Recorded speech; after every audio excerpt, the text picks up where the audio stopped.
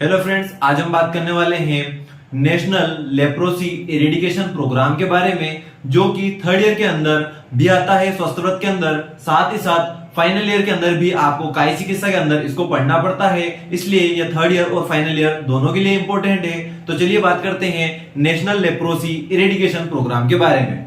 तो दोस्तों, यहाँ पर सबसे पहले आपको कुछ इंट्रोडक्शन के बारे में लिखना है कि it is a major public health problem in all the developing countries. तो ये क्या है? एक मेजर प्रॉब्लम है, हेल्थ प्रॉब्लम है सभी लोगों के अंदर, या फिर जो भी डेवलपिंग कंट्रीज है उन सभी के अंदर क्या है? मेजर पब्लिक हेल्थ प्रॉब्लम है। ठीक है। सेकंड बात करें, disease primarily affects skin, mucous membrane और पेरिफेरल नर्व्स। तो किस किस को अफेक्ट करती है? स्किन को, म्यूकस मेम्ब्रेन को, और कुछ पेरिफेरल नर्व्स होती है उनको भी ये इफेक्ट करती है। पॉलीन्यूरोपैथी देखने को मिलती है, उसके बारे में हम यहाँ ज्यादा बात नहीं करेंगे। बस आपको इतना सा ध्यान में रखना है कि तीन चीजों को मोस्टली इफेक्ट कर रही है, स्किन, म्यूकस मेम्ब्रेन और पेरिफेरल नर्व्स। आगे बात करते हैं क्या इसके बारे में मिथ्स है, मतलब क्या क्या गलत धारणाएं हैं लोगों की, तो उसके बारे में समझते हैं। कुछ लोग ये मानते हैं कि leprosy is hereditary, incurable and outcomes of misdeeds. मतलब क्या होता है? कुछ लोग ऐसा समझते हैं कि यह वंशानुगत है, साथ ही साथ क्या है, ठीक नहीं हो सकती। और किसी मिसडीड का मतलब होता है दुष्कर्म या फिर पाप कर्मों की वजह से, पूर्व जन्म में किए हुए पाप कर्मों की वजह से लेप्रोसी होता है, कुष्ठ होता है। तो ये सभी क्या है? गलत धारणाएं हैं। ऐसा कोई भी साइंटिफिकली कोई भी ऐसी बात अभी तक सामने नहीं आई है। ठीक है। ये हेरिडिटरी नहीं होता है, ना ही इनक्यूरेबल होता है, बट हम इसको क्योर कर सकते हैं, और इनहेरिटेड होता है। ठीक है। और साथ ही साथ ये मिसडीड की बारे में बात कर रहे हैं कि पूर्व जन्म के जो पाप कर्म होते हैं उनकी वजह से होता है। तो ऐसा कुछ भी अभी तक साइंटिफिकली प्रूव नहीं हुआ है। तो ये सभी क्या है? मिथ्स हैं। नेक्स्ट बात करें तो इसके बारे में हम क्या है, वास्तव में ये चीज है क्या है, उसके बारे में समझते हैं। तो लेप्रोसी इज क्यूरेबल डिजीज, तो बड़ी आसानी से इसको ठीक किया जा सकता है।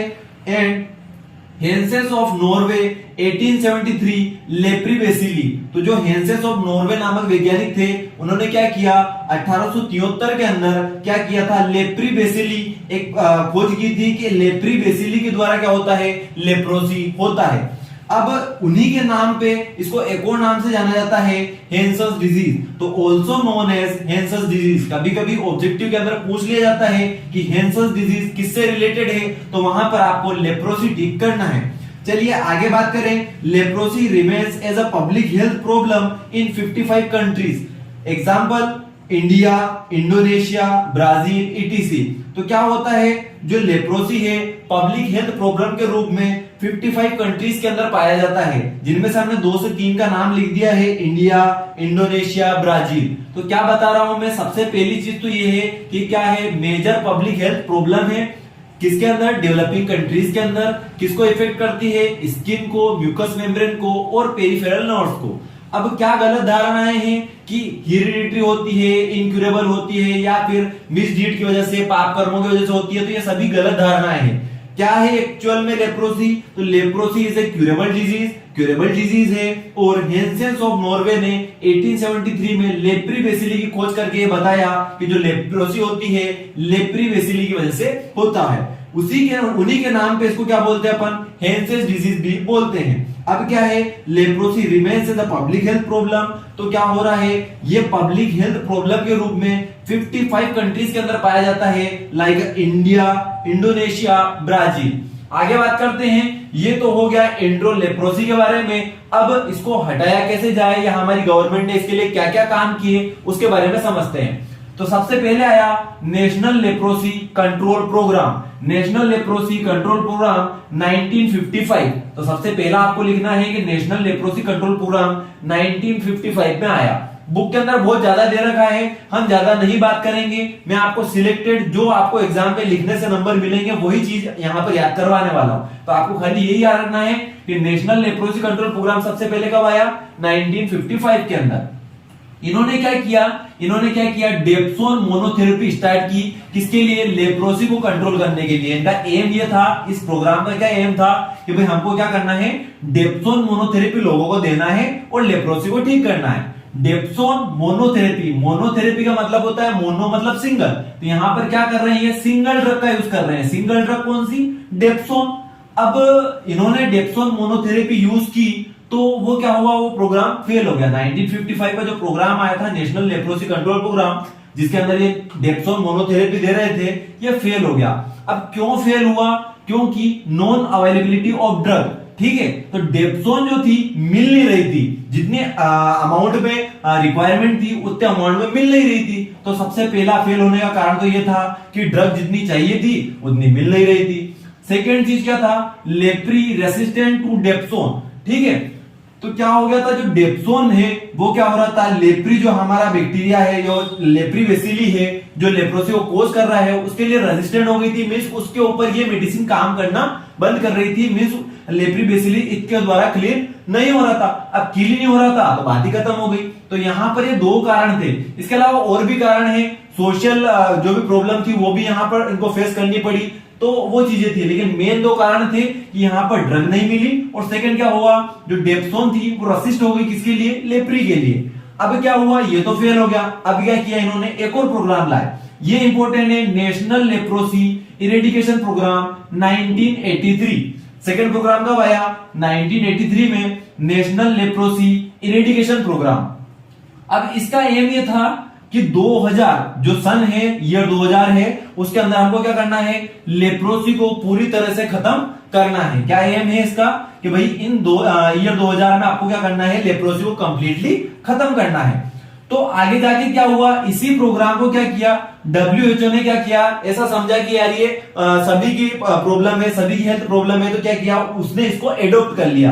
तो 1991 में WHO ने क्या किया, इस नेशनल लेप्रोसी इरेडिकेशन प्रोग्राम को क्या किया, एडॉप्ट कर लिया कि चलिए ये काम हम करेंगे। तो उनका क्या एम था, WHO ने इसके अंदर थोड़ा सुधार किया और उन्होंने बोला कि इन ईयर 2000 में हमको क्या करना है, एक केस होना चाहिए 10,000 की पॉपुलेशन पे। मींस 10,000 लोग हैं तो उनके अंदर ओनली एक केस बचना चाहिए, हमको ऐसा काम करना चाहिए। तो इसके लिए उन्होंने क्या काम किए, हम अगली स्लाइड में उसके लिए बात करेंगे। चलिए आगे बात करते हैं। तो जैसा कि मैंने आपको बताया कि क्या हो रहा है, WHO ने क्या किया, इस प्रोग्राम को अपने अंडर ले लिया।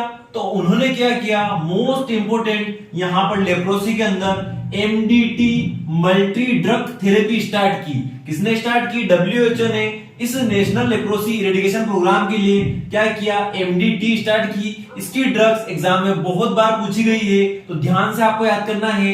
MDT का मतलब होता है मल्टी ड्रग थेरेपी। अब इसके अंदर 3 ड्रग का कॉम्बिनेशन दिया जाता है लेप्रोसी को खत्म करने के लिए। अब वो कौन कौन सी ड्रग है, सबसे पहली है डेप्सोन, जो दी जाती है 100 mg डेली। सेकेंड वन होती है रिफाम्पिसिन दी जाती है 600 mg once in a month में एक बार। आगे बात करें तो क्लोफाजिमीन दी जाती है 300 mg वंस इन मंथ। ठीक है, तो इस तरह से यहां पर 3 ड्रग दी जाती है। कौन कौन सी, डेप्सोन, रिफाम्पिसिन और क्लोफाजिमीन। तो आपको इन तीनों ड्रग को बहुत ही ध्यानपूर्वक याद करना है।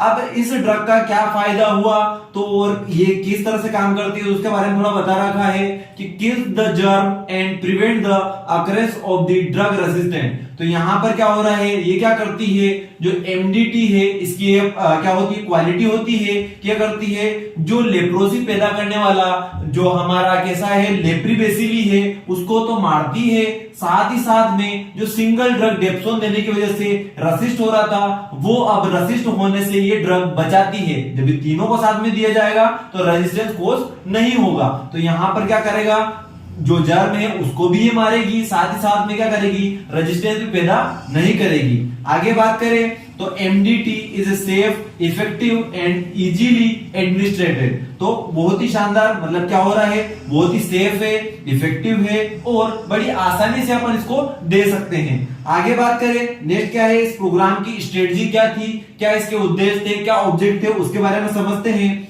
तो early detection through trained health worker. तो इनका ये काम था कि क्या करना है, जो हेल्थ वर्कर हैं उनको इस तरह से ट्रेन करना है कि वो बड़ी आसानी से क्या करे, जो कम्युनिकेशन है उसके अंदर से लेप्रोसी के केस को क्या कर ले, डिटेक्ट कर ले, बड़ी जल्दी डिटेक्ट कर ले, ताकि जितनी जल्दी डिटेक्ट हो पाएगा उतनी ही जल्दी उसको क्या करेंगे, MDT दे देंगे। तो केस आगे नहीं बढ़ेगा और बड़ी जल्दी उसको अपन क्योर कर पाए। तो इनका सबसे पहला काम ये था कि क्या करना है, ट्रेन हेल्थ वर्कर के द्वारा जितनी जल्दी हो सके उतनी जल्दी लेप्रोसी के केस को डिटेक्ट करना। सेकेंड वन एमडीटी, तो इसकी तो बात हो गई, एमडीटी तो देना ही है, मल्टी ड्रग थेरेपी। आगे बात करें आईईसी, ये हर प्रोग्राम के अंदर आप ये वर्ड यूज कर सकते हैं आईईसी।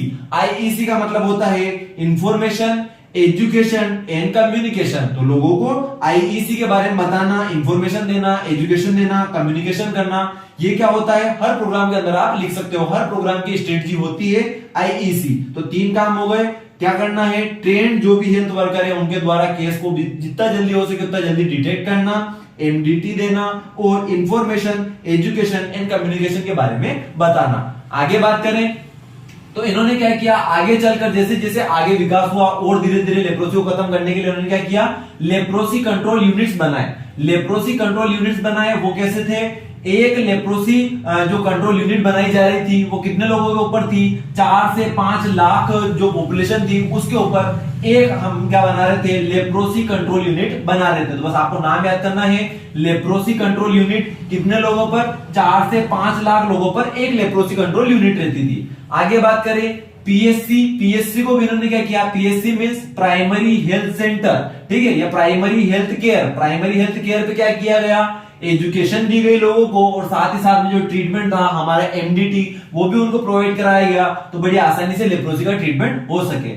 आगे क्या हुआ, अर्बन लेप्रोसी सेंटर्स बनाए गए। क्या बनाए गए, अर्बन लेप्रोसी सेंटर, यूएलसी बनाए गए। अब एक यूएलसी कितने ऊपर था, 50,000 लोगों के ऊपर एक यूएलसी इन्होंने बनाई, अर्बन लेप्रोसी सेंटर।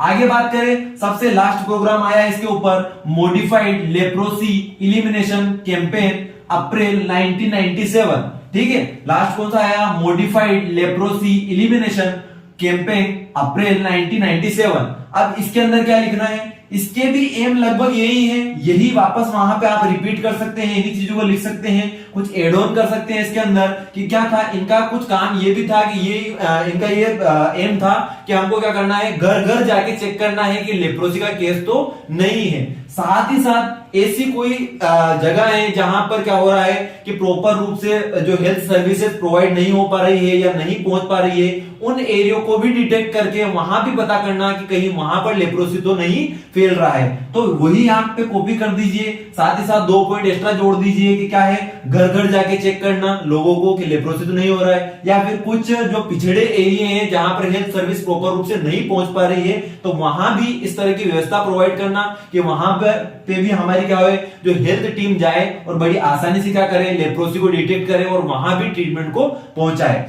इन्होंने क्या किया, इसके लिए ये बहुत पूछा जाता है, स्पेशल एक्शन प्रोजेक्ट बनाया, special action project for elimination of leprosy, जिसको शॉर्ट फॉर्म में बोलते हैं सेपल। तो ये भी किसने लॉन्च किया, मॉडिफाइड लेप्रोसी एलिमिनेशन कैंपेन ने अप्रैल 1997 के अंदर एक चीज और बनाई, special action project for elimination of leprosy sepal, जिसको हम शॉर्ट फॉर्म में कहते हैं। तो ये भी आपको याद करना है। साथ ही साथ में क्या होता है, इसके अंदर जो लेप्रोसी को काम करने के लिए और भी दूसरी एजेंसी भी काम कर रही थी, उनके अंदर आपको 2 नाम लिख देना है, WHO और यूनिसेफ। तो ये भी इसके अंदर क्या कर रही थी, हेल्प कर रही थी। जैसा आपने पढ़ा ये WHO तो एडॉप्ट कर लिया था पूरे प्रोग्राम को, तो ये भी साथ साथ में काम कर रही थी। तो ये सब ये दोनों स्लाइड में जो मैंने आपको समझाया है ये आपको लिखना है। दोस्तों वीडियो अच्छा लगा हो तो वीडियो को लाइक कर दीजिए, साथ ही साथ यदि आप चैनल पे नए हैं तो मास्टरमाइंड सर्विस चैनल को सब्सक्राइब जरूर कर दीजिए, साथ ही साथ बेल आइकन को प्रेस कर दीजिए ताकि आने वाली वीडियो की अपडेट आपको मिलती रहे। Thank you.